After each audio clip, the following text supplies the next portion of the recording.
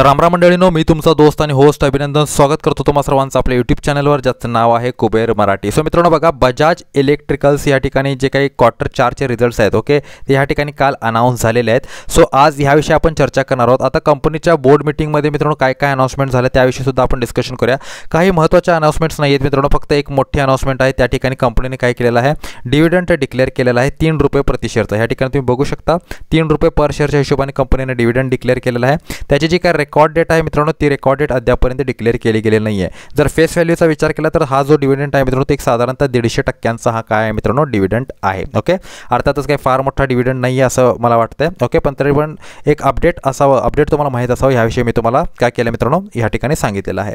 चला आता बघूया मित्रांनो, ह्यांचे क्वार्टर 4चे जे काही रिझल्ट्स आहेत ते क्वार्टर 4चे रिझल्ट्स कशा पद्धतीने ह्या ठिकाणी लागलेले आहेत. ओके, चला आता आपण बघूया की कंपनीचा मित्रांनो जो काही मार्केट कॅप आहे त्यानुसार एक मिड कॅप कंपनी, ही गोष्ट लक्षात ठेवा. आणि पीईचा विचार केला आणि रिटर्न ऑन कॅपिटल एम्प्लॉयड आणि रिटर्न ऑन इक्विटीचा विचार केला तर डेफिनेटली मित्रांनो स्टॉक काय एकदम हाय व्हॅल्युएशनवरती आहे आणि खूप जास्त वोलटाईल स्टॉक आहे, ही गोष्ट लक्षात ठेवा. ओके, चला आता आपण क्वार्टर 4चे रिझल्ट्स बघूया मित्रांनो. क्वार्टर 4चे रिझल्ट्स ह्या ठिकाणी कशा पद्धतीने लागलेले आहेत. मार्च मित्रांनो 2024 बघू शकता 1265 कोटींची सेल्स आहे.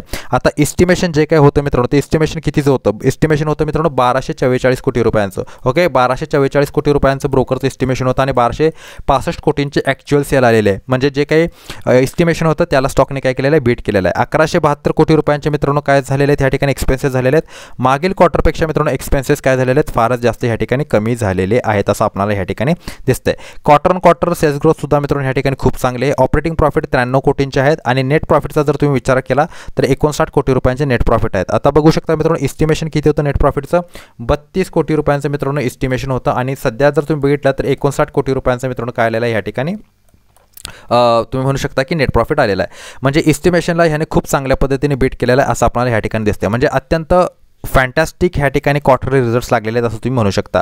ऑर्डर इन्कम 38 कोटींचे आहे. इंटरेस्टचा विचार केला तर 18 कोटीचा इंटरेस्ट कंपनीने पे केलेला आहे. डिप्रिसिएशनचा इतका काही मित्रांनो जास्त इश्यू नाही, 41 कोटींचे डिप्रिसिएशन कंपनीने दाखवलेले आहेत, ज्याचा बेनिफिट यांना भविष्यामध्ये काय होणार आहे मित्रांनो, डेफिनेटली मिळणार आहे. चला आता प्रॉफिट अँड लॉसचा विचार केला तर 4828 कोटींचे मित्रांनो ह्या ठिकाणी सेल्स आहेत 2025 मार्चमध्ये. ओके, आणि तुम्ही बघितलं तर 307 कोटींचं ऑपरेटिंग प्रॉफिट आहे. ओके, 144 कोटींचे डिप्रिसिएशन कंपनीने दाखवलेले आहे, जी की खूप चांगली आणि स्मार्ट मूव्ह यांनी काय केलेले खेळलेले आहे.